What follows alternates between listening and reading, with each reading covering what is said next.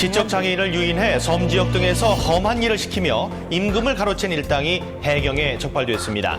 군산에서 조업 중인 실뱀장어 잡이 어선에서 28년 동안 실종됐던 한 남자가 발견됐습니다.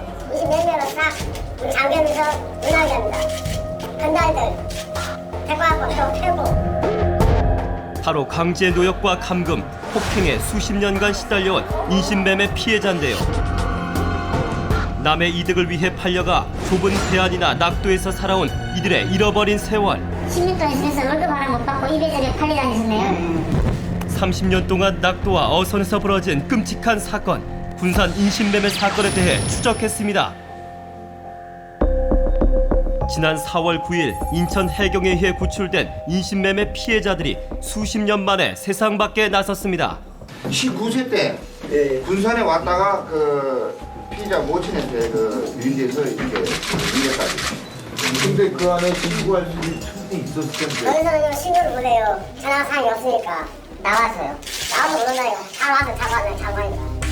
19배 인신매매를 당한 후 28년 동안 강제 노역해온 피해자 은모 씨와 거짓말에 속아 8년 동안 장기 추로 어선을 탔던 신모 씨. 선원들을 모집하여 여관에 감금하여 두고 양식장 등지에 선원을 팔아넘기고 모든 임금을 착취하는 사건입니다. 선원들의 도주를 막기 위해 피의자들이 감금은 물론 무자비한 폭행까지 행했습니다. 아니 이렇게 보면 좀 이해가 안 갈 수가 있어요. 사람을 태우니까 딱히 물고 그냥 막 때려보고 망치고 두고 때려보고 겁을 둔게 이제 사람이 혼란스럽죠. 무섭고. 용이 주도하게 행해지던 범행을 눈치챈 한 주변인의 신고로 해양경찰이 출동. 8개월째 배에 갇혀 홀로 조업을 해오던 피해자를 구출할 수 있었습니다. 저희들이 확인된 피해자들은 연안에 조업하는 소형 선박입니다. 그럼 이들 선원들이 약 1년에 8개월 정도 선박에 승선 조업을 하고 있었고, 피해자가 타고 있던 배는 동력이 없고 시설이 열악하기 때문에 누군가 물자를 조달해 주거나 이동시켜 줄 때까지 기다릴 수밖에 없었는데요. 육지에서 숙소로 지정된 여관 역시 상황은 크게 다르지 않았습니다. 좁은 방 안에 대여섯 명씩 몰아넣고 감금과 감시로 피해자들을 관리해왔던 것인데요. 장겸에서 은하게 합니다. 건달들 대과하고 또 태고. 나가려면 차 왔다가 막 쫓아다니까요. 은하게.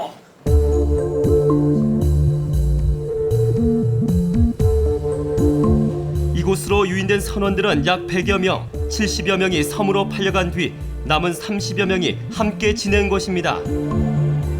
피해자들은 고아 출신으로 지적 수준이 현저히 떨어지는 이런 선원들입니다. 그리고 심리 검사 결과 8세에서 9세로 이 보호자가 없이는 혼자서 생활하기 어려운 그런 수준의 지적 장애 수준입니다. 충격적인 것은 인신매매를 꾀한 피의자들이 모두 한 가족이었다는 건데요. 이들은 각자 임무를 맡아 조직적으로 움직이고 있었습니다. 너무하네요. 터미널이나 역 앞에서 서성 있는 사람들을 먹여주고 재워주겠다는 말로 유인한 뒤 이들을 향락가로 데려가 유흥비를 쓰게 했는데요. 걱정하지 마. 다음 날 사용한 돈을 갚으라며 강제 노동을 시키거나 섬에 팔아넘기는 수법을 써왔습니다. 이들이 쳐놓은 빚의 족쇄는 계속해서 늘어날 수밖에 없는 시스템. 차용증은 물론 피해자의 보험 수령액을 자신에게 돌려놓으며 이들이 30년 동안 챙긴 금액은 수억 원에 달합니다. 피의자 가족들의 범죄 행동을 주위에선 알지 못했을까요?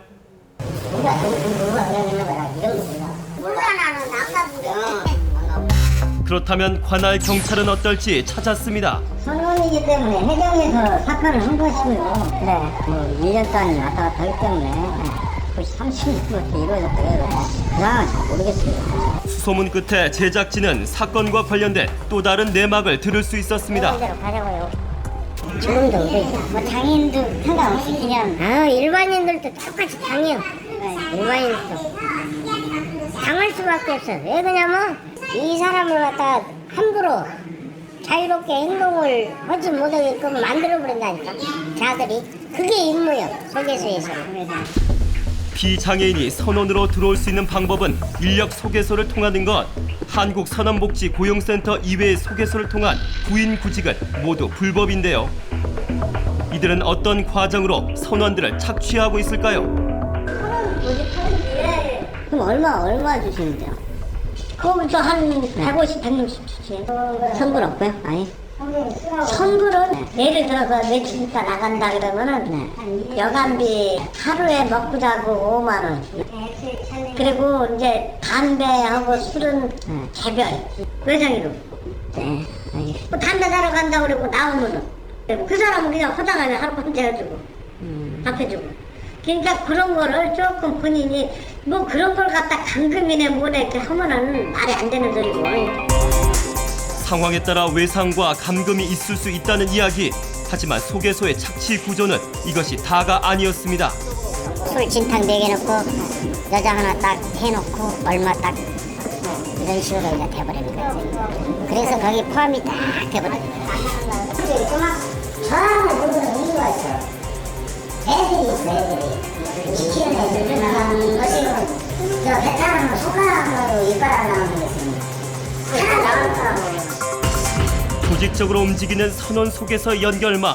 이 안에서 빠져나갈 수 있는 피해자들은 과연 얼마나 될까요? 오랫동안 이런 착취 구조 속에서 구출된 피해자들을 직접 만났습니다. 이들은 한 센터에서 생활하고 있었는데요. 제주도 와가지고 납치가 왔어요. 그러고 쇠 이렇게 만들어가지고요. 내 펄뚝부터 뚫고요. 그러다가 두 달람했어요. 뭐가지도 걸쳤어요. 아마 이제 줄 밑으로 잡아당기면 사람이 위로 올라갈 거 아니에요. 사람이 할 짓이니까. 그래가지고 이제 사람 서를 했어요. 칼로 대면서 딸이 죽인다고. 아주 고생을 많이 했어요. 파이프로 마신 거. 파이프로? 예. 그냥 술만 먹으면 이유도 없이? 예. 뭐 되냐고. 이런 지금 왜 뭐들하고 같이 먹고 사냐고. 인신매매단에게 잡혀간 사람들은 힘든 노동은 물론 어떻게 같은 인간으로서 저럴 수가 적게는 있어? 수년, 많게는 수십 년 동안 가혹한 폭행과 폭언을 당해왔는데요. 수호 씨 역시 일자리를 미끼로 접근한 친척에게 오랫동안 끔찍한 폭행과 노동 착취를 당했습니다. 다행히 3개월 전 주변인의 신고로 구출되었지만 온몸에 남은 폭행의 상처는 아직도 그 흔적이 지워지지 않았습니다. 하지만 이보다 더 깊은 것은 바로 사람에 대한 마음의 상처일 텐데요. 그들이 믿었던 것처럼 누구도 그들을 대우해주지 않았기 때문입니다. 그놈 또 담놈 밀어요. 돈 다 가져가 버렸어요. 돈도 다 가져갔어요? 너는 오빠. 돈이 필요 없다고. 너는 돈 필요 없대? 왜 필요 없대? 내 집 있는데 밥 주지, 잠재워 주지, 뭐 돈이 필요냐고. 그거 안 주더라고. 한 항구 도시에서 드러난 일가족의 인신매매 범행. 하지만 이것은 표면적으로 드러난 유사 사건의 일부일 수 있습니다.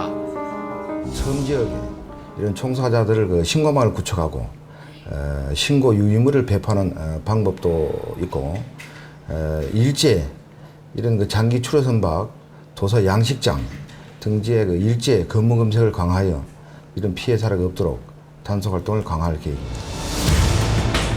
여전히 진행형인 현대판 노예 인신매매 사건.